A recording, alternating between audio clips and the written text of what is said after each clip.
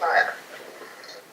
Right, so we've successfully come into the arena and trotted around, and he feels quite comfortable with his surroundings, and so I popped him up into the canter, and I'm just really checking the flexibility of the horse and making sure that he's supple, and with me as we're coming around the arena, just about to enter the center line. Coming down the center line, he feels good to the contact, and a really good straight entry, I thought. I was very happy with his downward transition into the halt. It was nice and square. The strike off to the trot could have maybe been a little bit quicker, but still I was quite happy with that. He feels quite calm and settled. We were getting good 7.5s for that movement, so I was really pleased with that. Coming through the medium, he felt really super. I didn't push it 100%, yeah, because I was just making sure that he wasn't going to be breaking and that he felt really settled. Coming into the hard pass here, and this is one of the most difficult movements in my opinion, and also Bird's opinion. So he's keeping a sort of a rhythm, but to be honest, the quarters were trailing, and he needed to have a little bit more energy in the hard pass. But I am pleased with his effort there, in that he was trying, he kept the rhythm to a certain extent, and that was all right. But it was a bit spooky in the corner over there where you're filming from. He came into the hole, looked at the stands and thought, right, I'm going back as fast as possible, which was not really ideal.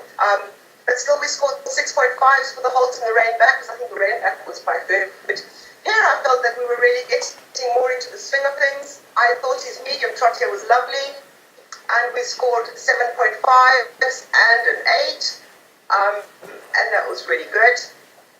Coming into the passage now, this is where we needed a lot more energy. He needed a bit more height. You know, it was nice, the regularities rather nice, but not nearly quick enough for what we're looking for. And coming into the pier, well, he's too green for me to put it on the spot, but still it was lacking the energy. So certainly the passage and the pier tour, in my opinion, should have been a lot hotter and a lot quicker, really.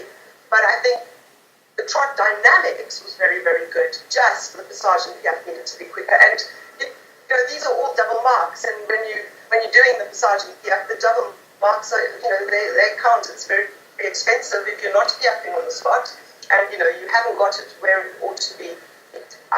His extended walk, we're just coming back to the collective walk now. His extended walk was good. Again, we're scoring 7s all the way across. The collective walks we were scoring 6.5s and 7s. It could have maybe been a little bit quicker once again, but then again, you know, you're coming into the stands, you're preparing for the passage transition, and you have to keep them, sane at the same time. Coming into the transition into the passage was good and accurate, but again, it needed to have more dynamics. You know, he needed to do his normal lift behind, which he can do so well. Pick-up needed to be on the spot a lot quicker, same as the one before. But he kept it together, and you know, he's young, and it's a very exciting time for him. The transition into the canter from the passage, I thought was very good. As the judges, we got a nice 7.5 and 7s across for that. Coming across into the 2s, and I must say, when I started coming into the canter work, I started feeling really good about him, you know, because he softened, he settled, he was with me, rode a super line of 2s, which we've got 7.5s and an 8 for, which I was really pleased with. Nice and soft and straight, and the rhythm was very good. Right, we're going across the short side now, and there it's very important to present a nice picture to the judges, because that's one place where they can really be, you know, see what your horse's frame is like. The extended canter was good, and again, that was 7.5s. Coming across into the zigzag, yeah, it was accurate and it was good, but my positioning should have been a little bit better. You know, we were always more over to the left than to the right. And again, this is a double mark, and it costs. It really is expensive. So my positioning was a bit poor. He was moving over to the left more than to the right, and I should have sorted that. So coming into the 1s, he was feeling good, and I was thinking, don't you dare let me down coming across the side. But super accuracy, both front and hind going lovely together. I was really pleased with him, and he was very, very with me. So that was good. Brought him back to the collection to come down the centre line, riding it in a bit of shoulder 4 position so that we can prepare and make sure that the quarters aren't coming to the left. And the first pirouette was too big, again, a double mark, way too expensive. The regularity there was good. Change I got a 7 and an 8 for. And the second pirouette, I don't actually know what happened. He just suddenly had 2 strides of hissy fit and then suddenly came back to me as quick as that. So I'm glad he recovered as well as he did. Coming down, and again he was a little bit looking into the stands, fraction late with a canter transition, and again that's very, very a simple transition, very expensive. Our medium trot at the end, again 7.5s and 8s, really excited about those, and coming down the centre line feeling a little bit of relief that the canter went as it did. And I felt the passage and the piaffe was better coming down the centre line towards the end, but again could have been a lot quicker. It was not spot enough, which is what they're looking for, and the straightness is good. The regularity was good, but it needed more height. That was really what it needed.